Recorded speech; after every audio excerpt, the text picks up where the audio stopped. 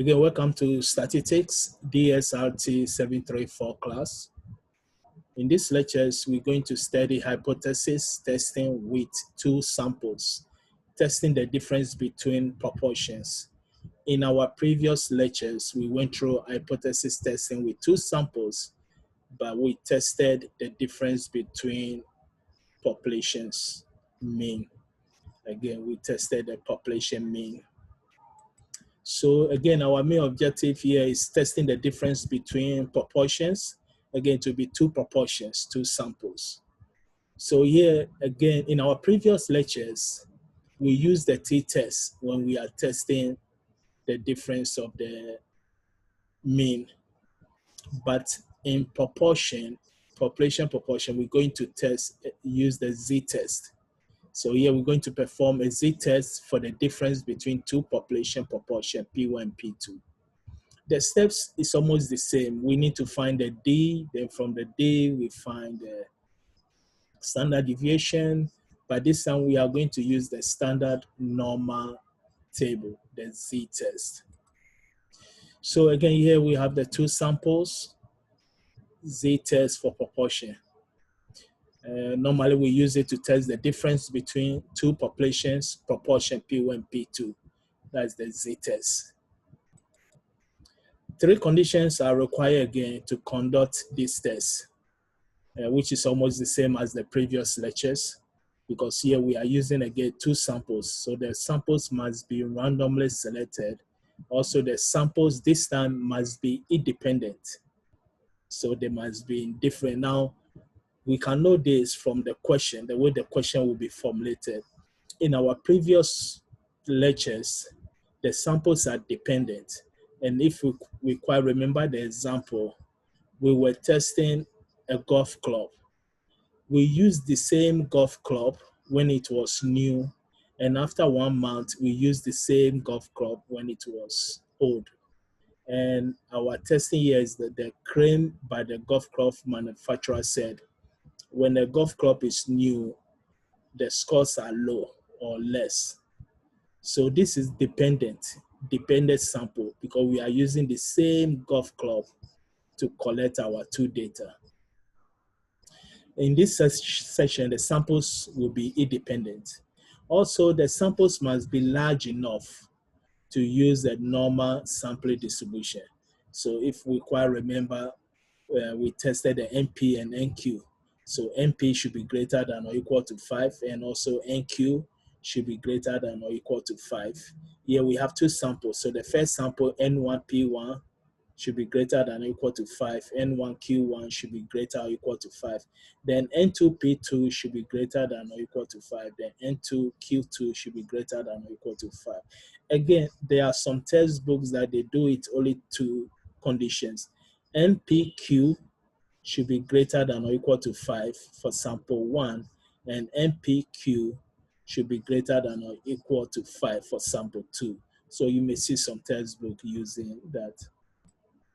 So those are the three conditions. If we meet those three conditions, now we are going to follow the steps to perform this hypothesis testing. So two sample z-tests for the difference between proportions.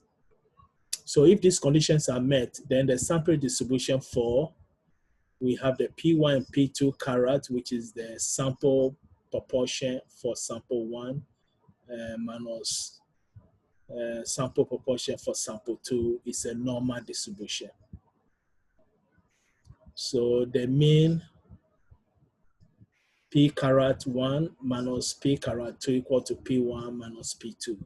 Again, P represents the proportion. 1 represents the sample, 1 sample, 2 sample, or 1 population, 2 population. So next we find the weighted estimate for P1 and P2. And this can be found by using, first of all, we find the P mean or P bar, which will give me S1 plus S2 divided by N1 plus N2. Again, X1 will be the first value in sample 1. S2 will be the first value in sample 2. Then N1 is the size of sample 1, which again, N1 and N2 always are the same. N1 and N2 the same, the sample size for both. So how do we find the S1? We say, well, S1 will be N1, P1 carat, which is the sample proportion for first sample carat. And S2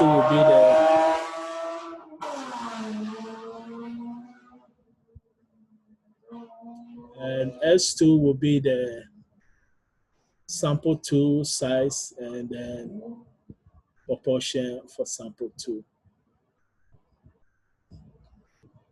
So again, the P bar, which is the P mean, is S1 plus S2 divided by N1 plus N2. S1 is N1 P carat 1, and S2 is N2 P carat 2. Again, N1 and N2 are the sample size for sample 1 and 2. Then the S1 and S2 will be the values. So after that, we find the standard error. So the standard error will be PQ, and the P will be the P bar Q bar multiplied by 1 over N1 plus 1 over N2. Then next we do our test statistics, which is the difference of the sample P1 and sample P2. Now we are doing the z-test. So here the z equal to the difference of sample P1, P2 minus population P1, P2 divided by square root of P bar times Q bar 1 over N1 plus 1 over N2. And then we know the P bar formula before, which is S1 plus S2 over N1 plus N2. And Q will give us 1 minus P. So this will be in what's the steps. So we know in hypothesis testing, the first thing we do is to state our claim and by identify our known and also alternative hypothesis. So we state our HO and HA. Then we specify the level of significance, that's the alpha value. Then we determine our critical values, which is very important. That will give us the boundary for the accepted and rejected HO in the graph. So we use the table 4, and this time we are using the standard normal table, the Z table. Then we're going to determine the rejection region based on the Z value given to us. So we find the weighted estimate for P1, P2, which is again the P bar 1, S1 plus S2 over N1 plus N2.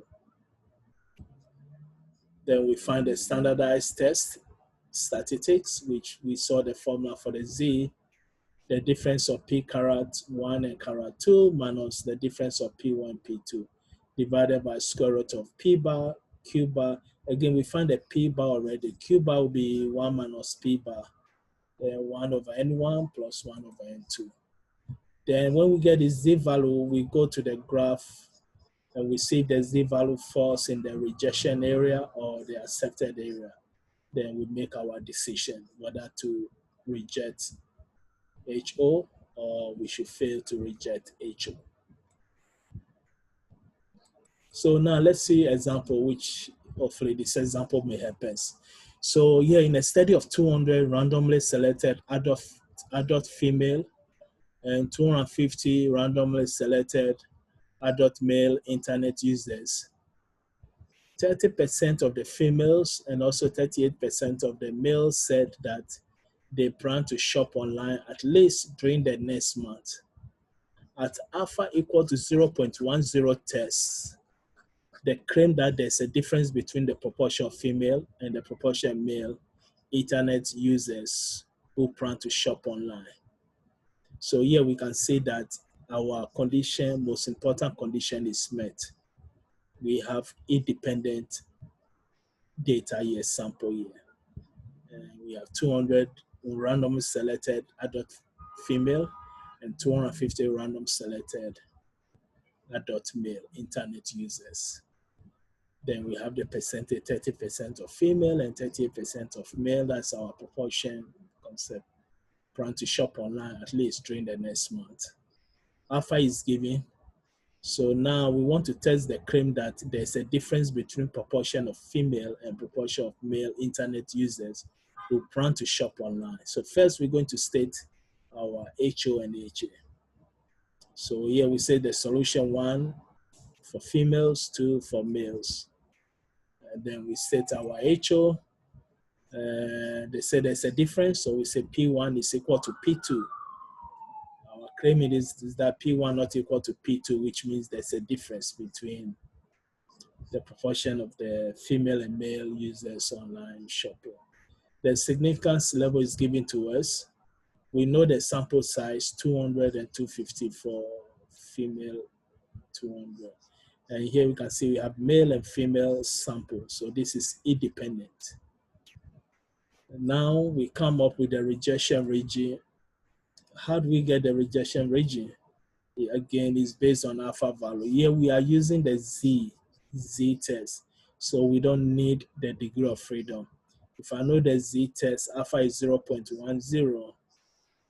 If I know alpha is equal to 0.10, I can go straight and look for the Z value. When you look for the 90%, we have 1.645 for the Z value. And here we say difference or no difference. So we are doing two-way, P1 equal to P2. So we have 0.05 to the right, 0.05 to the left, because the total is 0.10. So we divide into 2.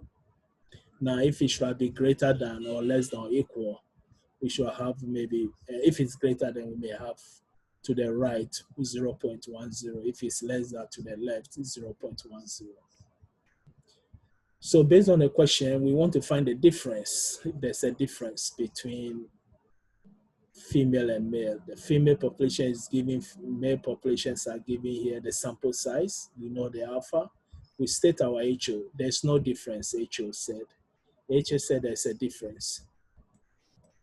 And based on the alpha, we're able to find the rejection area. So first thing we find is the X1. We know S1 is N1, P carat is the sample. So the answer here is 60. How do we get a 60? Let's go back again to the question. Here we know the 200 female is 200. And then their P carat 30%. So it will be 200 times 30%. 30% is 0.3. So 200 times 0.3 will give me 60. Now for male, we have 250 times 0.38. So these values are given. So let's go back. So we know N1, P carat 1 is 60. Now 250 times 0.38 will give me 95. Then after that, we can find the P bar now because it's S1 plus S2, N1 plus N2. We know the sample sizes. So 200 plus 250, then S1 is 60, S2 is 95. This gives us 0.3444. Then we find, since I know the P bar, I can find the Q bar, which will be 1 minus P bar. And that will give us 0.6556. So now we know the P bar, the Q bar. Now we can find the N1 P bar and N2 P bar and N1 Q bar and N2 Q bar. We make sure the values here are, all the 4 values are greater than or equal to 5. Otherwise we stop, we cannot do the testing. So here, first one, N1 P bar, we said is true. 200 times 0.3444 is greater than 5. 250 times 0.344, the same thing, greater than 5. 200 times 0.655 is still greater than 5. 250 times 0.6, because all I need here is 10. 10 times 0.6 will give me 6.5. So all the values again greater than 5. So we can continue. So next we find a Z. We already know the P1 and P2 for the samples, which is 30% and 38%. We say P1 equal to P2, so P1 minus P2 will give us 0. That's for population. We already found the P bar Q and the PQ bars, which is 0.3444, 0.6556. Then we know the size, N1 and N2, 1 over 200, 1 over 250. So here we plug in all the values and we get negative 1.77. Now this will tell us whether we should accept or reject. So we go to the negative 1.77 fall under blue area. So we are going to reject HO. Reject HO. So at 10% level of significance, there's enough evidence to conclude that there is a difference between proportion of female and the proportion of male internet users who plan to shop online.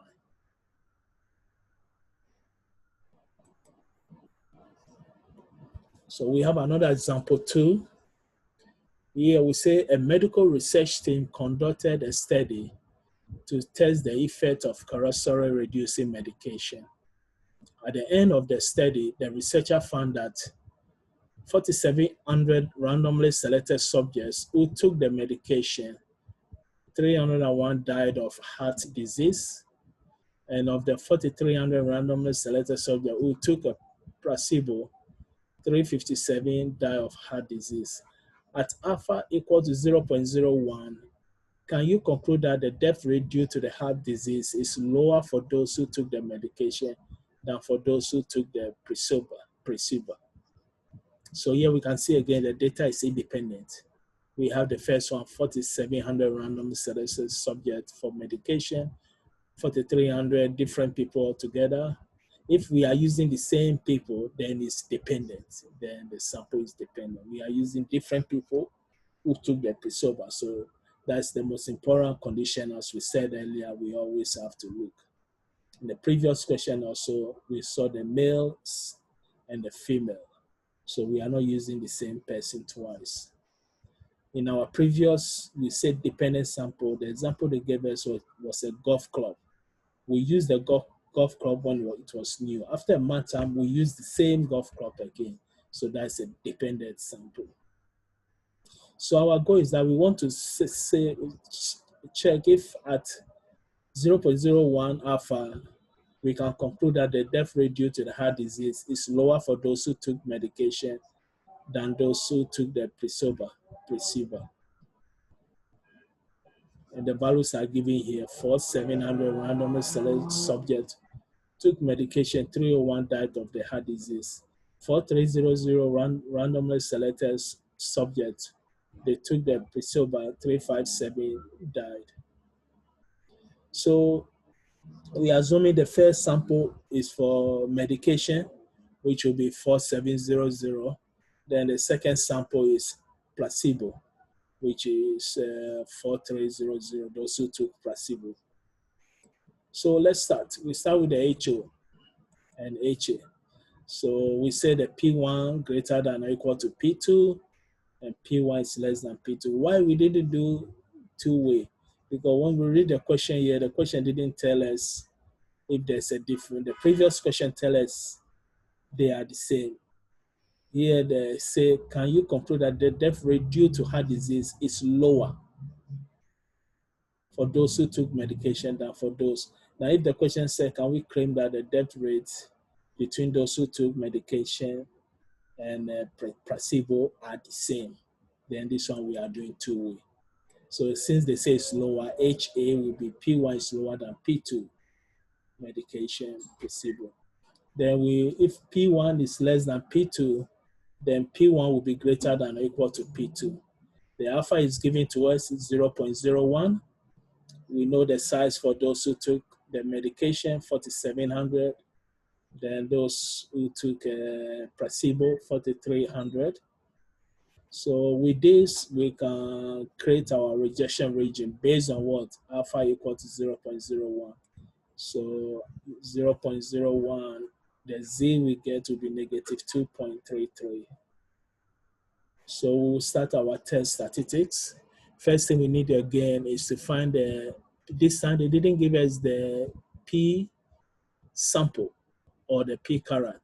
They didn't give us. Previous example they gave to us. This time they didn't give us. So what we need to do is the formula to find it. S1 divided by N1. S1 is given to us, the number 301. those who died, over 4700. Then P2 will be those who died 357 over the total of 4300. These are those who took placebo and those who took the medication. So now we can find the P bar, which will be S1 plus S2 over N1 plus N2. So we get 301 plus 357 over 4700 plus 4300. And that gives us 0.0731. So if we know the P bar now, we can find the Q bar, which will be 1 over 1 minus P bar. So 1 minus 0.0731 will give us 0.9269. Now we are good to go. We do our testing. N1 P bar is more than 5. N2 P bar is more than 5. N1 Q bar is more than 5. N2 Q bar also is more than 5. So if that's the case, we can go ahead and do our test statistics, which is our Z test. So the difference of P1 and P2 sample, P1 and P2, we have the values here and 0. We already know the P bar, Q bar, and we have them here, 0.0731 times 0.9269. N1 is 4700, N2 is 4300. So after the arithmetic operation here, we get negative 3.46. So let's go back to the graph, our region. We can see that negative 3.46 will fall around the blue area. And that is the rejection area. So we are going to reject HO. So our conclusion is that at 1%, because alpha is 0.01, at 1% level of significance, there's enough evidence to conclude that the death rate due to heart disease is lower for those who took the medication than for those who took the placebo. Because H1, we have to, if we reject HO, we have to accept H1. So again, this will be the conclusion for our lectures. Again, here we are performing hypothesis testing, but this time with 2 samples, but we are using the population proportion. So when we're using population proportion, we do the Z-test. When we are using population mean, we do the T-test. In the T-test also, we have to make sure the sample are dependent. In population proportion, in this section, the sample is independent. So we look at the question to know if the sample is dependent or independent. We saw the first example, and the sample we collect female and male. The second example, we collect those who took medication and those who took placebo. So the samples are independent. Dependent sample, we saw a golf club. I bought a golf club newly. I use it to test the score I have. And one time I use the same golf club to test again the score I will get when I use it. So that's dependent. When the golf club was new and when it was old, the same item. So again, we're going to end the lectures here and wish everybody the best. Thank you for your time.